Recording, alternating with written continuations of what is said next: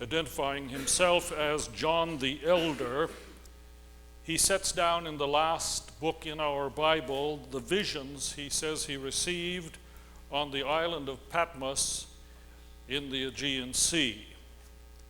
A few lines from the 21st chapter. Then I saw a new heaven and a new earth. I saw the holy city, the new Jerusalem, coming down out of heaven. I heard a loud voice call from the throne, "Look, God lives among human beings. He will make his home among them. They will be his people. He will be their God. He will wipe away all tears from their eyes. There will be no more death, no mourning, no sadness, no pain." Then the one sitting on the throne spoke, "Look, I am making the whole of creation new. I will give water from the well of life free to anybody who is thirsty. Anyone who proves victorious will inherit all these things, and I will be his God, and he will be my child." And then the angel showed me a river of life flowing crystal clear down the middle of the city street. On either bank of the river there were trees of life which bear 12 crops of fruit each year, and the leaves of which are for the cure of all peoples. It's a rather beautiful picture. Since I've never preached a sermon on the landscape of heaven, and probably I'll never do it again, I might as well begin with a story, a picture one of you handed me not too long ago. Somewhat different. This woman went to a spiritualist to see if she could contact her late husband. The spiritualist went into a trance, and soon a voice was heard. "Mary," it said, "are you there?" The woman was overjoyed. "Elwood, is it you? Really you? Are you all right?" I'm fine. "Is it nice there, dear?" "Beautiful. Absolutely beautiful. Blue sky, pure air, green grass. And the chickens, Mary, you've never seen such beautiful chickens." "Elwood, where are you? Chickens in heaven?" "Who's talking about heaven? I'm a rooster in Iowa."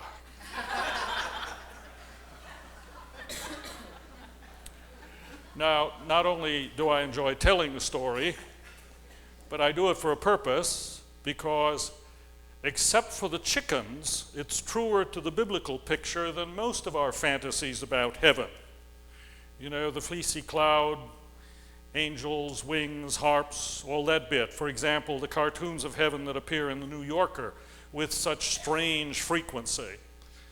Two ex-bankers, a bit overweight, with wings on their backs, walking across a fleecy cloud. One is saying to the other, "Oh, eternal life is fine.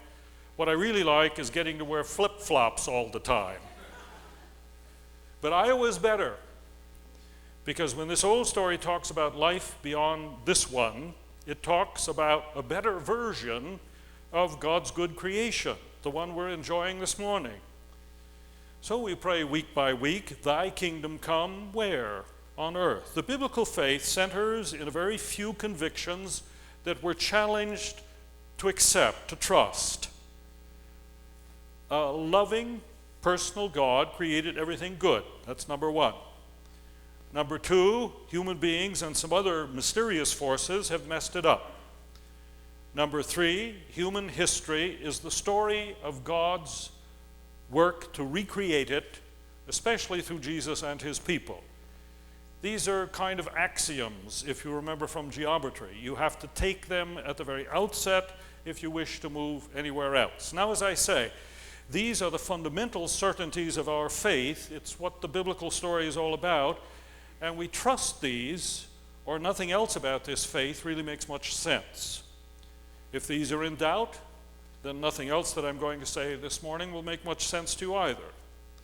When it comes to the question of our future beyond death, the old story is remarkably reticent to say much other than it is future with a creator God who loves us, and a future with one another, as if to suggest that the human mind can't get itself around an existence beyond space and time anyway, as if to suggest that we ought not to be too dogmatic about either the landscape or the membership. But these fundamental convictions are important. Professor Walls, in a little volume entitled "Heaven, the Logic of Eternal Joy," says not only is it reasonable to believe in an afterlife, but the question is actually the more important issue a human being can face. He cites the famous Pascal, who insists that all of our actions and thoughts must follow different paths according to whether we hope for blessing beyond this life or not. And he adds, he makes a powerful case for the view that to recover heaven as a positive spiritual resource is in some measure to recover our own humanity. C.S. Lewis thinks this is why Christians with one eye on heaven to come have made such an impact on this earth. As he quite eloquently puts it, if you read history, you will find that the Christians who did most for this present world were just those who thought most about the next. The apostles themselves, who set on foot the conversion of the Roman Empire, the great men who built the Middle Ages, the English evangelicals who abolished the slave trade, all left their mark on earth precisely because their minds were fixed on heaven. And then he goes on to say, it is since Christians have largely ceased to think of that world that they've become so ineffective in this one. Aim at heaven and you get earth thrown in. Aim at earth, you may not even get that. Now, I'm not talking this morning about how you get there. According to the gospel, all those who put their trust in the love of God will have him, here and forever. I do suspect there'll be a lot of surprises for all of us. I do want to talk about the problem, though, of sustaining a robust faith in that future life, robust enough to influence the way we live our lives here now.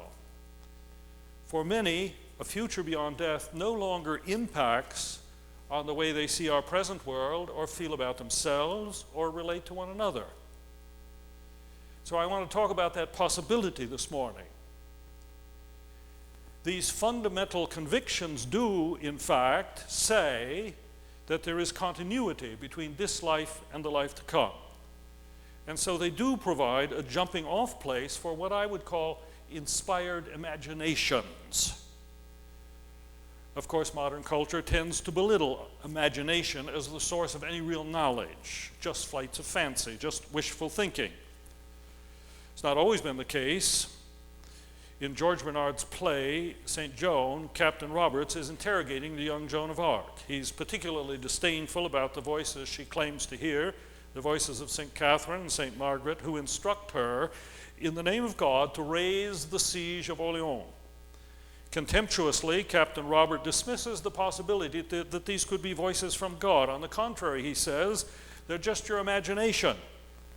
And Joan replies, in Shaw's play and in real life, of course, that's how the messages of God come. The Lord of the Ring trilogy that you've perhaps been seeing, if not reading, is an exercise in an inspired imagination, and it's no less true for that. So Jesus, in the text you heard earlier, has no hesitation about talking about the furniture, if you will, of heaven. In response to the attempt of the Pharisees, the temple elite who do not believe in life after this one, he insists that there is no marriage in heaven. Now, whenever I've made reference to that text, which is very rarely, I've had two responses. From most, sadness. From a few, relief.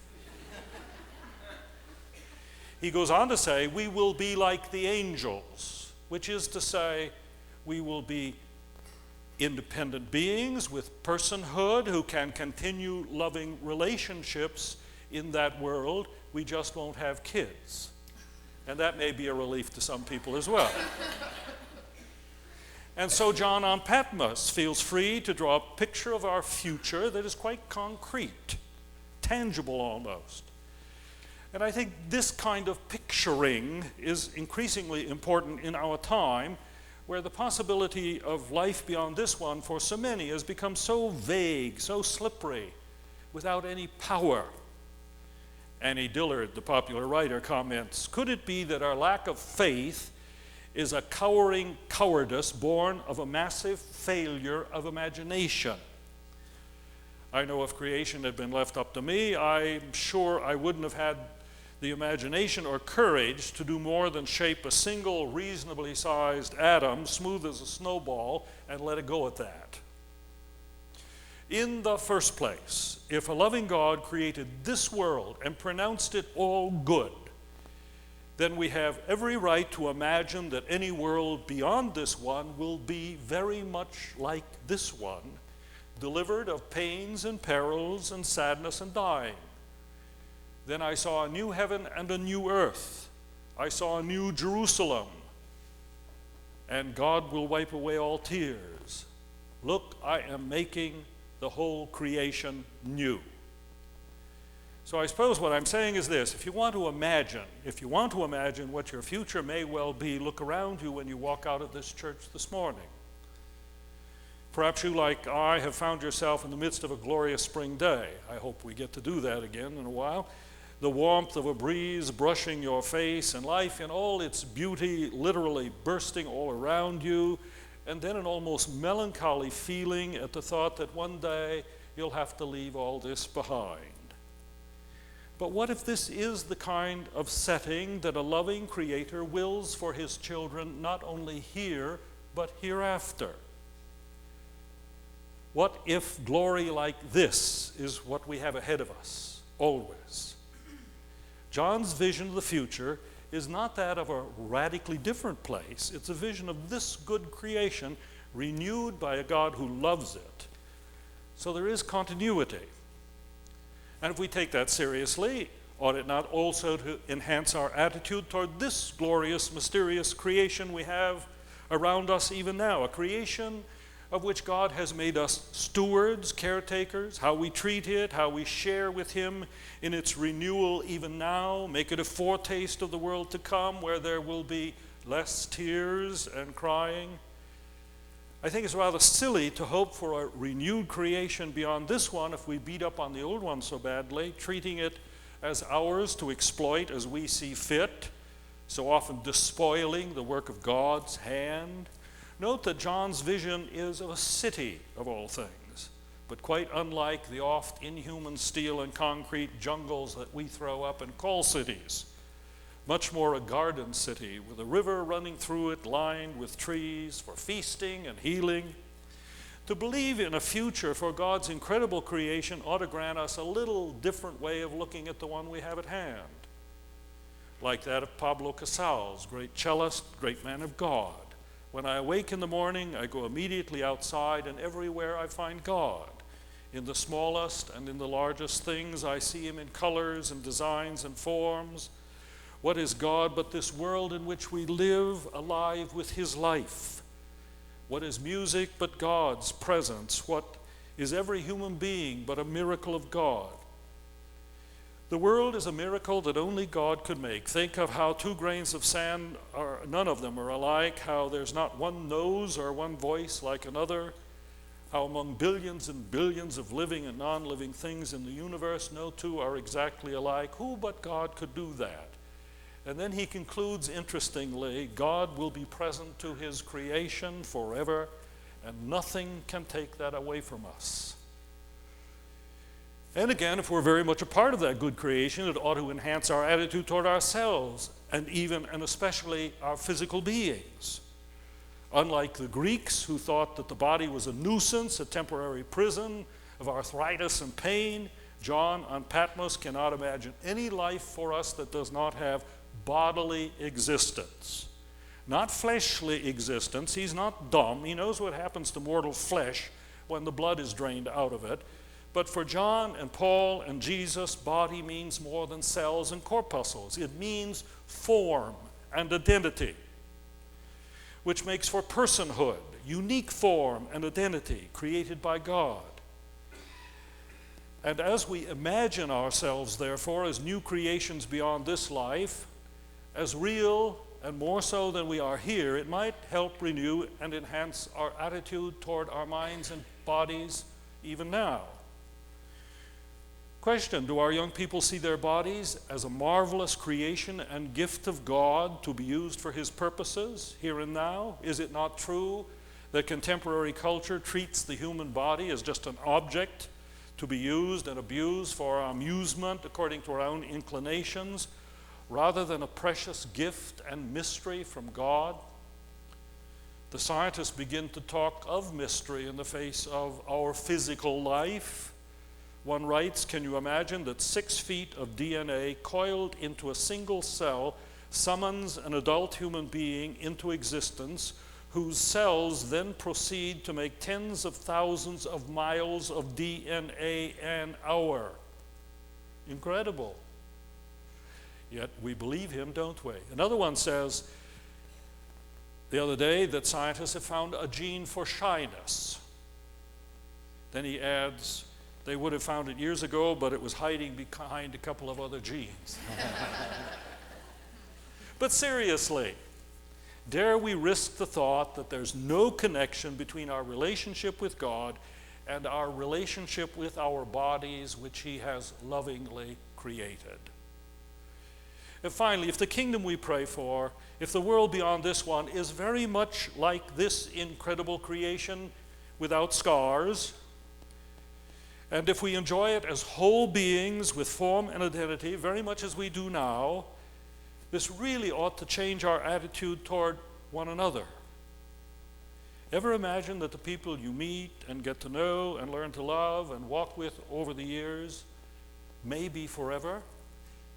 Ever imagine that beyond the brief parting, which is death, you and I, all of us here this morning, will be together forever? Forever? Oh, all right. 200 million years. That's a very brief time in the history of the universe. I think, though, it ought to affect the reverence and care with which we approach one another in our days here, ought it not? We are not throwaways. And it means that our future, above all, will be reunion. Occasionally I'll hear somebody suggest that heaven sounds very boring. And I think, what a reflection on the rest of us.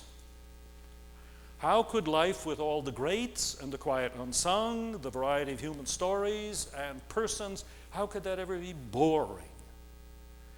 And John's picture also suggests, as does Jesus, that we will do stuff there. We will sing, lots of singing. We will tend gardens and trees. We will create sonnets.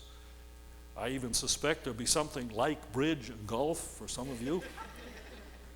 All kinds of stuff that angels do now. And drink good wine. One of the last things Jesus says to his friends is, I shall not drink of this cup again until I drink it with you in the kingdom.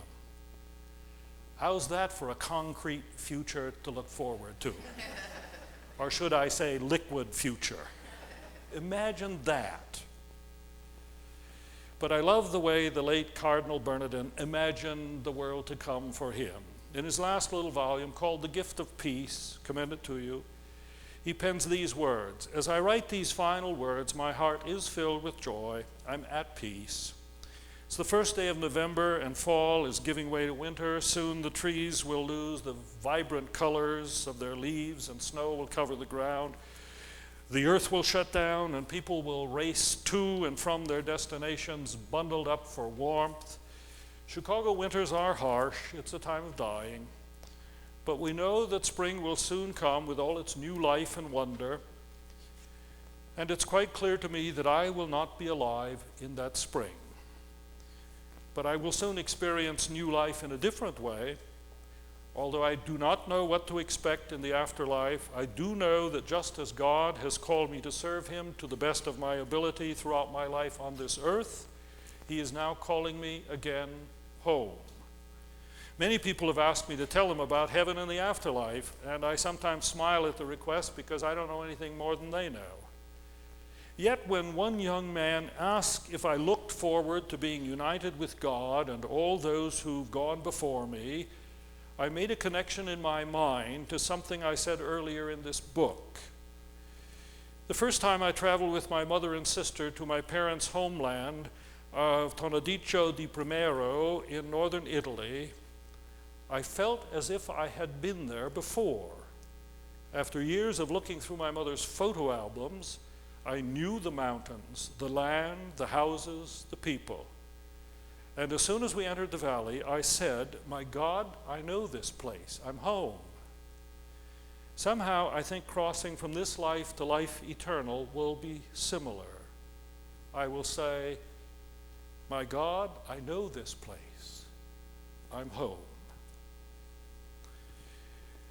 Then the one sitting on the throne said, "Behold, I am making the whole creation new." New world, new me, new you. Not bad. Not bad at all.